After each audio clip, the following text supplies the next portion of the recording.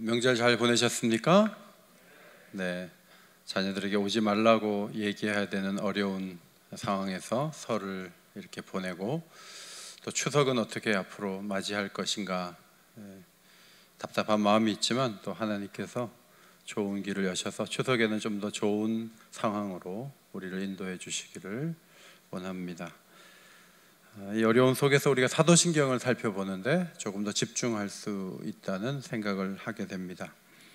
오늘 예수 그리스도에 대한 말씀을 전하고자 합니다.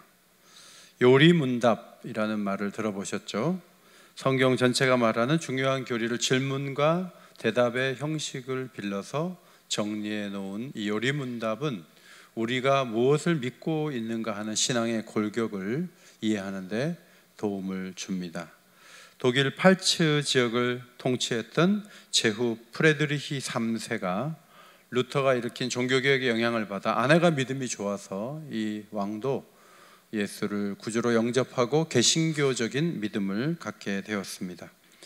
이로 인해서 교황청에 소환되었지만 그는 바르지 않은 믿음으로 왕노릇하느니 차라리 바른 믿음을 가진 서민이 되겠다고 대답하고 자신이 통치하는 지역을 개혁교회의 신앙에 따라서 통치하는 그런 지혜를 보여주었습니다.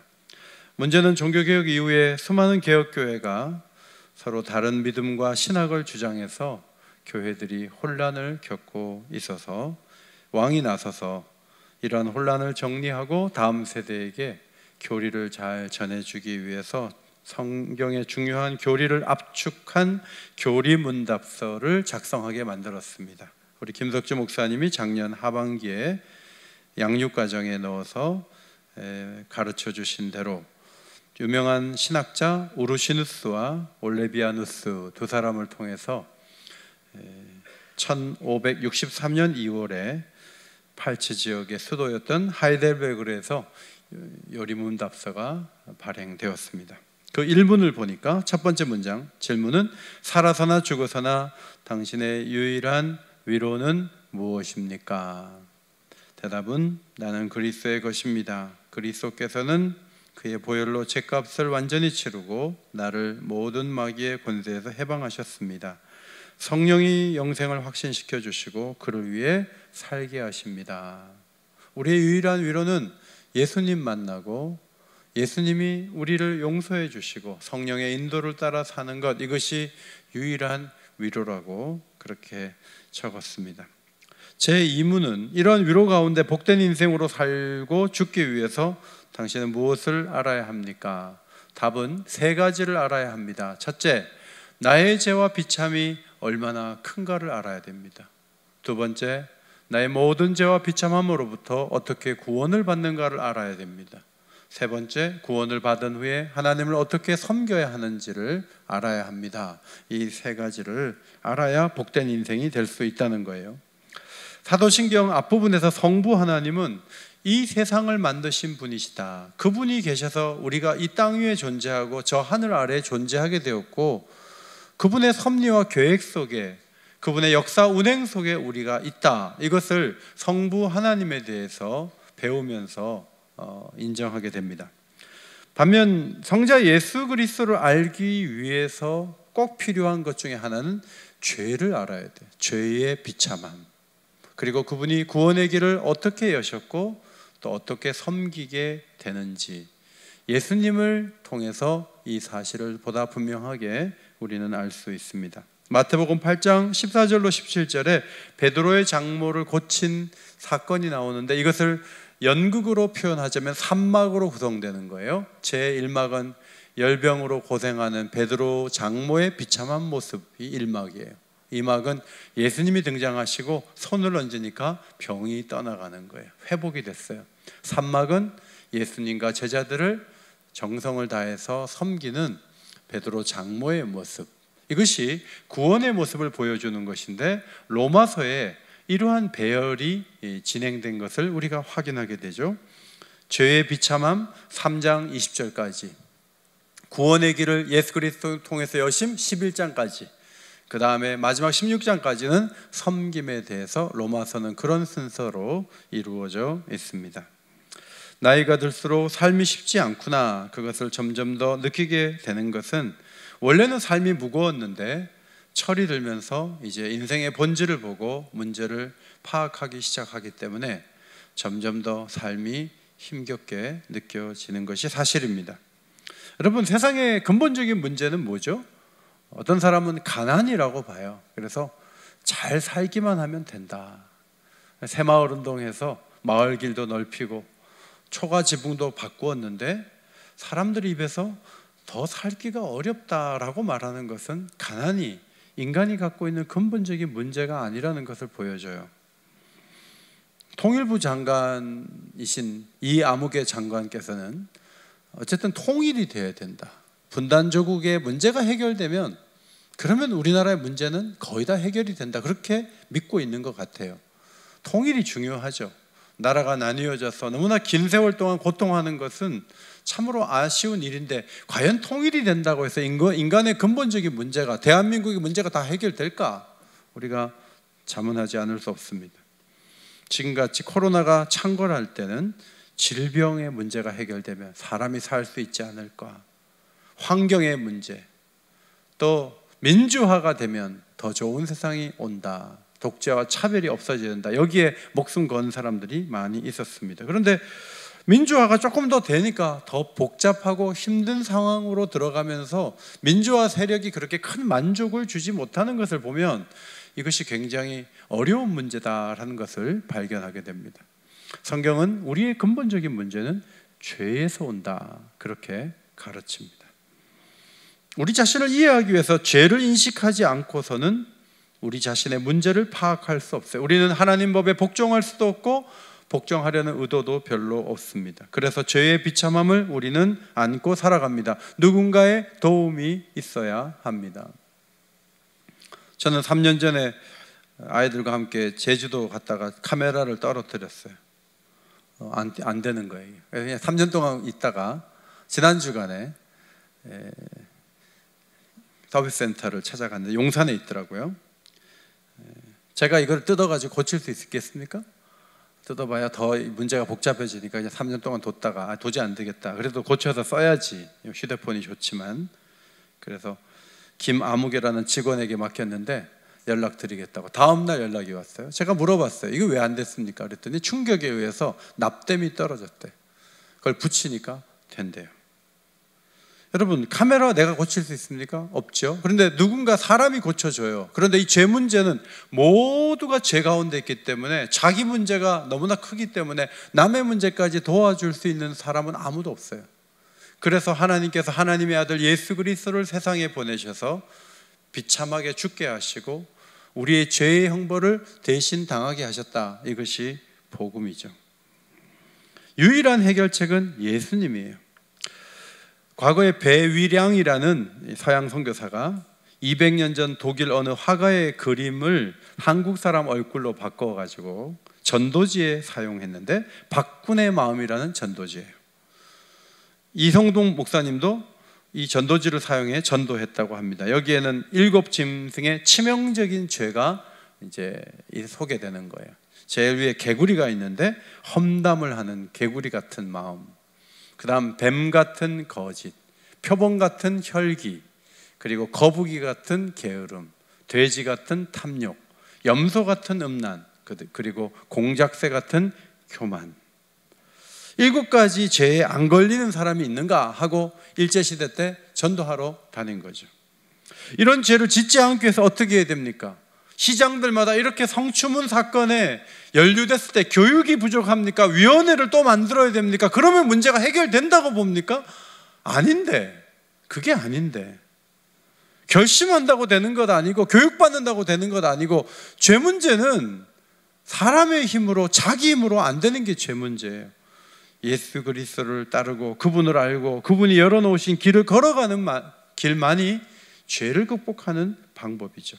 저는 오늘 요한복음 1장에 예수 그리스도란 말이 한마디도 나와 있지 않지만 예수 그리스도가 누구인가를 가장 잘 소개하는 본문이 바로 이 요한복음 1장이 아닌가 싶어서 이 말씀을 정하게 되었습니다. 톰 라이트라는 신학자는 요한복음은 어린아이가 마음껏 물장구를 쳐도 될 만한 안전함이 있고 코끼리가 풍덩 빠져서 헤엄칠 만큼 깊은 웅덩이를 가지고 있는 것이 바로 요한복음이다, 그렇게 평가했어요.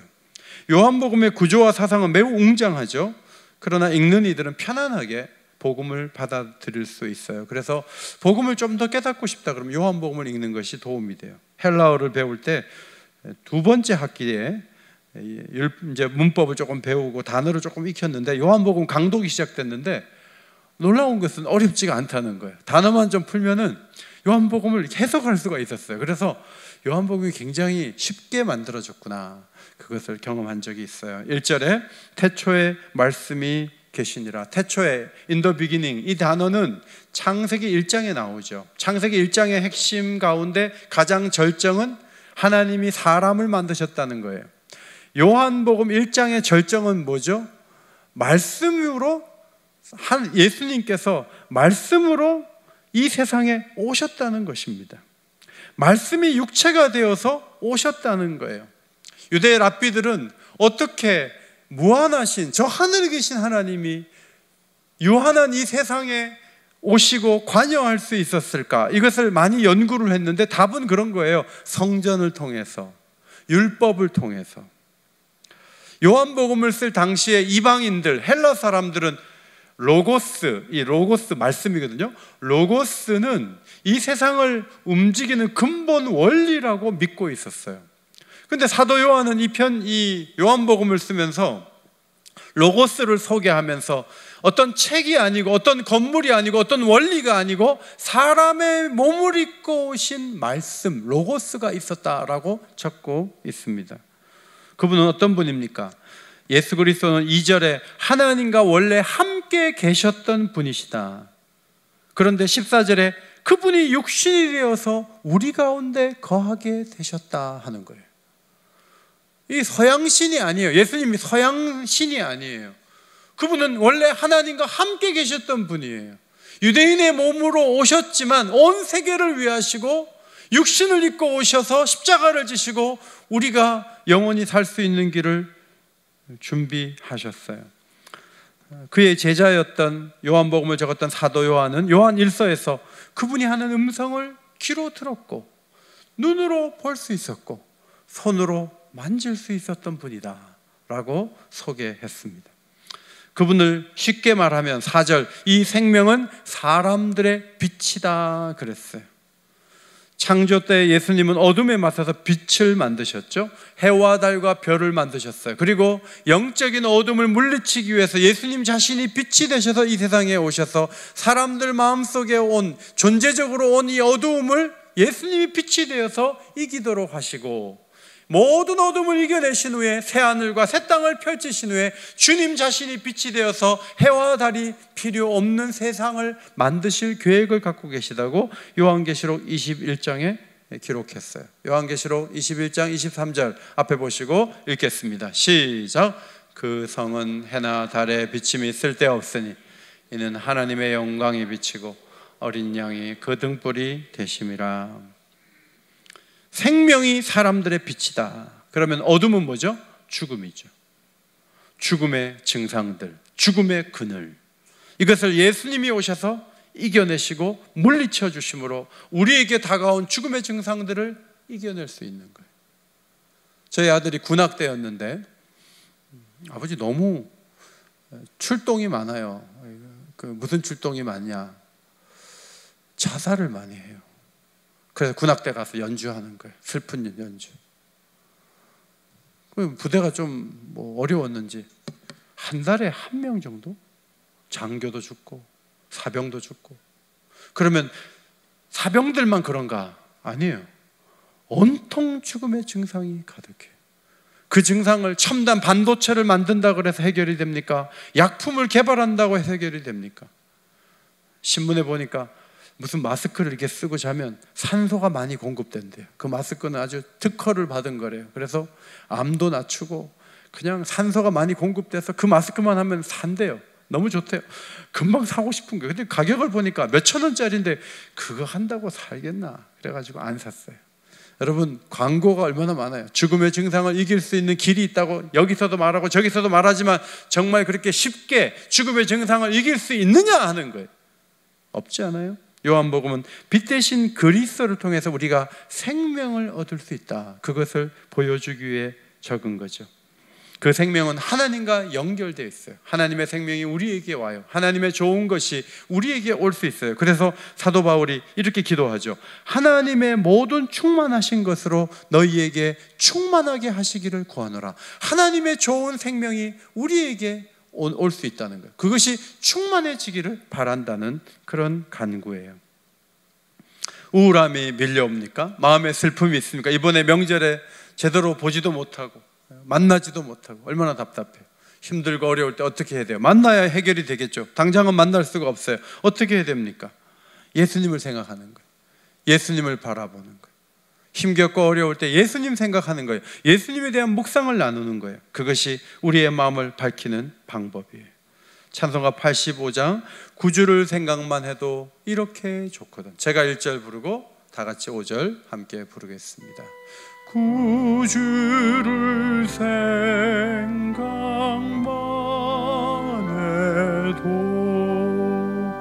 이렇게 좋거든. 주 얼굴 배울 때야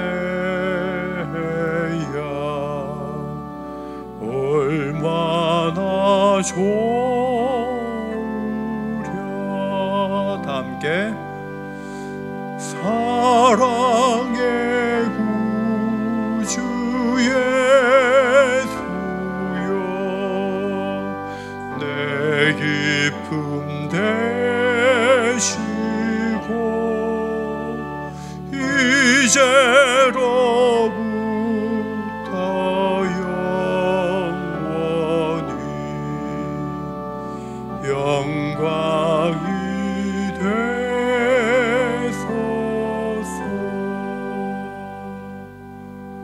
예수님 믿는 부모님이 좋은 이유는 원망할 일이 많고 하소연할 일이 너무 많아요. 그런데 예수님을 좋아하는 부모님은 예수님 때문에 이미 만족하고 있어요. 자녀들이 오기 전에 예수님 때문에 만족하고 기쁨이 이미 있어요. 그러니까 예수 믿는 부모가 얼마나 귀한 거예요.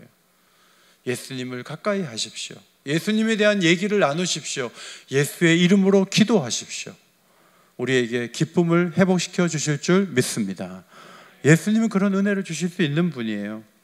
10절과 11절에 보니까 세상은 그로 말미암아 지은 바 되었으되, 여러분 천하 만물이 다 예수님이 만드신 거잖아요. 그런데 그분이 세상에 오니까 세상이 그를 알지 못했다. 세상은 뭐죠? 하나님을 떠나고 진리를 멀리한 사회를 말하는 거예요.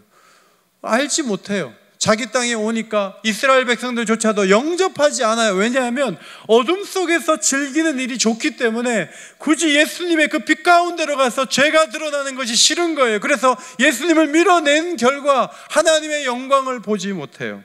그런데 12절에 영접하는 자, 곧 그 이름을 믿는 자들에게는 하나님의 자녀가 되는 권세를 주신다고 했어요. 예수님을 영접하고 예수 이름을 믿으면 하나님의 자녀가 되는 권세를 누릴 수 있어요. 혈통이 좋지 않아도, 오랫동안 노력하고 결심하고 쌓아놓은 것이 없어도 그래도 예수를 믿으면 하나님의 자녀가 되는 권세를 열어준다는 이 놀라운 사실을 가르치기 위해서 요한복음이 기록된 것입니다. 하나님께로부터 난 자들이 하나님의 자녀가 되죠.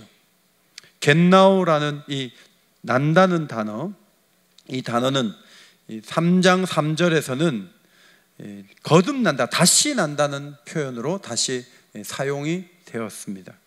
사람은 한 번만 나지 않고 위로부터 나야 된다. 어머니 뱃속에서 한 번 나지만 또 한 번 위로부터 성령으로 나는 세계가 있다 하는 것. 이것은 요한복음에만 있지 않고 베드로 사도에게도 그의 글에서도 발견이 돼요. 베드로전서 1장 3절과 23절에 아나겟나오, 거듭난다, 다시 난다는 단어가 또 사용돼요. 사도들이 이 다시 태어나는 걸 중요하게 여겨요. 왜냐하면 거듭나야 세 가지를 누릴 수가 있어요. 첫 번째는 그리스도의 영광, 빛을 볼 수 있다 하는 것입니다. 그 영광은 어떤 것인가? 요한복음 2장에 가면 물이 변하여 포도주가 되죠. 물이 변화의 포도주가 되는 이유는 포도주가 떨어졌어요. 그래서 이 결핍이 바뀌어서 풍성함으로 바뀌어지는데 예수님이 관여하시는 거예요. 지금도 우리의 늙음은 젊음의 결핍이에요. 그것을 가지고 우리가 인위적으로 조금 이게 막아보고 하지만 결국은 이 영광을 보기 위해서는 예수님의 도움이 필요한 거죠. 예수님은 사람에게서 영광을 취하지 않는다고 요한복음 5장에 기록했어요. 예수님은 자신을 보내신 아버지의 영광을 구하셨습니다. 나사로가 죽자 이 병은 죽을 병이 아니라 하나님의 영광을 위하며 하나님의 아들이 이로 말미암아 영광을 받게 하려 함이라고 말씀하셨어요. 나사로가 죽었거든요. 병들어 죽었어요. 그런데 예수님 말씀하셨어요.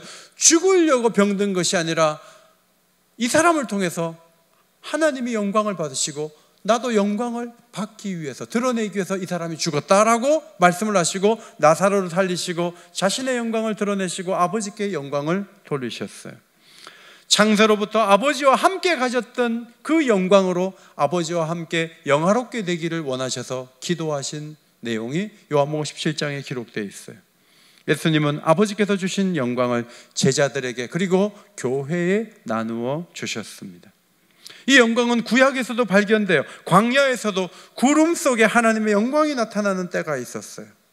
그리고 십계명을 주시기 전에 시내산 위에 하나님의 영광이 드러났어요. 성막의 모든 장식을 끝내고 여호와의 영광이 성막에 충만할 때가 있었어요. 솔로몬이 성전을 봉헌했을 때 여호와의 영광이 성전 안에 가득했어요. 이사야 선지자는 성전 안에서 환상을 보면서 온 땅에 여호와의 영광이 가득하다고 하는 천사의 노래를 들었어요. 주의 영광은 하나님의 임재를 의미했었습니다. 그런데 예수님이 세상에 오실 때 하나님의 영광을 볼 수가 있는 거예요. 특별히 거듭난 사람은 하나님의 영광을 볼 수 있는 축복이 있는 거죠. 여러분, 우리가 왜 예배를 사모하죠? 우리가 예배를 사모하는 이유가 뭐예요? 여기 와서 동료들 만나고 사람들하고 악수하고 그것도 유익하지만 하나님의 영광을 보고 싶은 거예요. 예배를 통해서 펼쳐지는 하나님의 영광이 있어요. 그 빛을 보면서 우리의 어두워졌던 마음들이 밝아지고 죽음의 그늘에 있던 우리의 마음이 그 빛을 보면서 생명으로 옮겨지는 역사가 있게 되는 것이죠. 거듭난 사람은 그 영광이 보장되어 있어요. 그 영광을 예배 때마다 그리고 그리스도를 가까이 할 때마다 누릴 수 있는 믿음의 가족들이 되시기를 주의 이름으로 축원합니다. 두 번째로는 은혜예요. 14절 하반절에 은혜와 진리가 충만하더라 그랬잖아요. 은혜는 세 가지 특징이 있어요. 첫 번째로는 분에 넘치는, 과분한 그런 의미. 자격이 없는데도 주어지는. 천국 가실 수 있어요? 그러면 제가 좀 더 노력을 해야 되는데, 이거 무슨 말이냐면 아직 은혜의 세계를 모른다는 거죠. 은혜는요, 내가 뭘 노력해서 그게 아니에요. 과분하게 주어지는, 내가 자격이 없는데 주어지는 축복이, 그게 은혜예요. 두 번째로는 매력적인 그런 의미가 있어요. 매력적인, 헬라어에는 그런 의미가 있어요.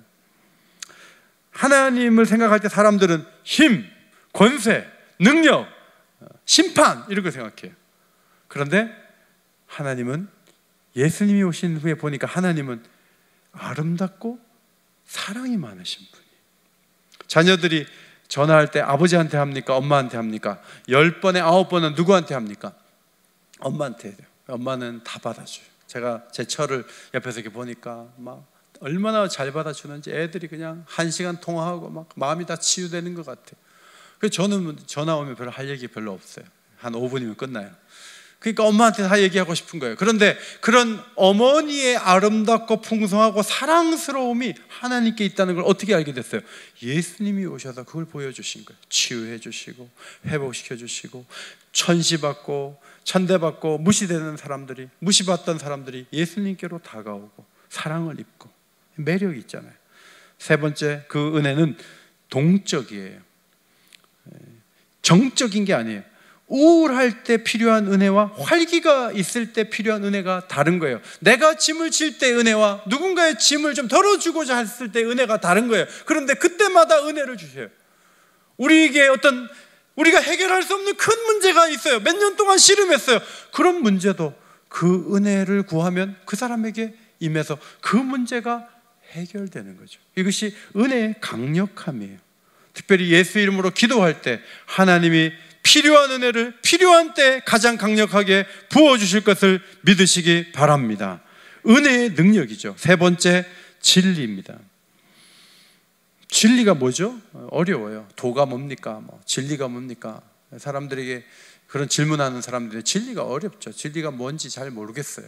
설명하기도 어렵고. 근데 여러분, 아름다움이라는 추상명사를 설명하는데 말로만 갖고 설명하면 잘 설명이 안 돼요. 그런데 아름다운 사람이나 아름다운 꽃이 하나 있으면 설명이 훨씬 쉬워요. 진리도 마찬가지예요. 진리가 뭡니까? 진리신 예수님을 보면 진리를 설명하기가 쉬워요. 나를 본 자는 아버지를 봤다고 예수님이 빌립에게 말씀하지 않았어요? 그러니까 예수님은 진리이신 하나님을 보여주시는 거예요. 육신으로 오셨는데 예수님을 가만히 보면 하나님이 이런 분이시구나 하고 깨달을 수 있는 진리를 예수님이 보여주실 수 있죠. 예수님은 빌라도에게 진리에 대하여 증언하기에 왔다, 그렇게 말씀하셨습니다. 혼란을 겪고 있습니까? 그러면 진리이신 예수님을 바라보면 혼란이 정리될 수가 있어요. 방황합니까? 최선의 선택을 진리의 도움을 받으면서 가능하게 되죠. 진리는 두려움을 이기게 하고 자유를 얻게 해요. 진리는 소외된 상태에서 벗어나게 하고 찾아오는 좌절감에서도 해방시키는 놀라운 능력을 발휘할 수가 있죠. 그래서 진리이신 예수님을 가까이 해야 하는 게 매우 중요해요. 몇 가지 정리합니다. 예수 그리스도는 하나님과 함께 계셨으나 육신을 입고 우리와 같이 되셨습니다. 예수님은 생명의 빛으로 세상에 오셔서 온갖 어두움을 물리치십니다. 예수를 믿는 자는 하나님 자녀가 되는 권세를 얻습니다. 그분을 통해 우리는 아버지의 영광을 보며 은혜와 진리를 풍성하게 누릴 수 있습니다. 예수님은 지금도 살아계십니다. 그래서 예수 그리스도를 가까이 하는 게 우리가 생기 있게 사는 방법이에요. 교회 집사이면서도 술에 중독되어 살아가던 어느 남편이 성악을 전공한 그 아내를 술자리로 불러내요. 근데 아내는 한 번도 안 부른다고 얘기하지 않고 노래방까지 와서 부르라면 불러요. 한 번도 노하지 않아요. 밤 1시, 2시에도 꼭 초인종을 누르고 들어가요. 그러면 밥을 차려줘요. 그러면 밥배는 따로 있다고 또 밥을 먹어요. 그러면서 교회를 다니면서도 불신앙인처럼 그렇게 움직이는 남편에게 어느 날 주머니에 열쇠를 아내가 넣어줬어요. 그 열쇠가 만져지니까 그날은 초인종을 누르지 않고 열쇠를 열고 들어갔는데 집안이 컴컴한데 아내가 상 앞에 앉아서 남편을 기다리고 있는데 그 앞에 노트가 있는데 편지를 써놨는데 눈물에 젖어 있어요. 술에 취한 채 그 글을 이 남편이 읽어 내려갔어요. 그 편지는 이렇게 돼 있어요. 나는 오늘도 버스를 타고 수유리 너머로 갔다. 시골길을 하염없이 걸으며 오늘도 역시 죽음을 생각했다. 약을 먹고 죽을까 아니면 손목을 그어버릴까. 그러나 그것은 내가 취할 길이 아님을 다시 한번 확인하고 돌아왔다. 나를 살리기 위해 십자가에서 돌아가신 주님께서 주님의 뜻을 위해 내게 주신 남편이니 나는 사랑해야 한다. 나는 할 수 없지만 주님께서 사랑하라 명령하심으로 나는 사랑해야 한다. 주님 도와주세요. 나의 약함을 주님께서 잘 아시잖아요. 술김에 이 편지를 읽는데 북소리가 들렸대요. 쿵쿵쿵쿵 북소리가 들렸대요. 그래갖고 이분이 정신을 차린 거예요. 교회 집사가 돼가지고 맨날 술 먹고 하다가 그래가지고 이분이 변화가 됐어요. 아가페 큰 사랑을 경험하면서 이분이 목회자가 됐어요. 여러분, 땅끝이 남편일 수 있어요. 가족일 수 있는 거예요. 그 땅끝을 향한 선교사가 우리가 될 수 있는데 예수님이 아니면 문제가 해결이 안 되는 거예요. 근데 예수님은 죽음의 그늘 속에 있는 교회, 죽음의 그늘 속에 있는 가정, 죽음의 그늘 속에 있는 사회에 대한 대안이에요. 그 예수님 빼놓고 얘기해봐야 일이 안 되는 거예요. 그 예수님은 세상을 밝히고 생명을 주시기 위해 이 땅에 오신 거예요. 여러분의 가정에 어떤 문제가 있습니까? 우리 교회는 어떤 고민거리가 있습니까? 우리 사회는 무엇으로 인해서 고통합니까? 예수님이 답이 되시고 능력이 되심을 다시 한번 신뢰하고 예수님께 맡기고 예수님을 신뢰하고 예수님을 높이는 가운데 주께서 원하신 길로 걸어가게 되시기를 예수의 이름으로 축원합니다. 하나님 고맙습니다. 말씀이 육신이 되어 생명의 빛으로 오신 그리스도에 대한 말씀을 다시 듣게 하시니 감사합니다. 온갖 어둠의 증상들을 저희의 힘이 아니라 그리스도의 이름으로, 그리스도의 능력으로 이기게 하시고 더 놀라운 생명의 역사가 우리 가운데 일어날 수 있도록 인도하여 주옵소서. 간구하오며 예수님 이름으로 기도하옵나이다. 아멘.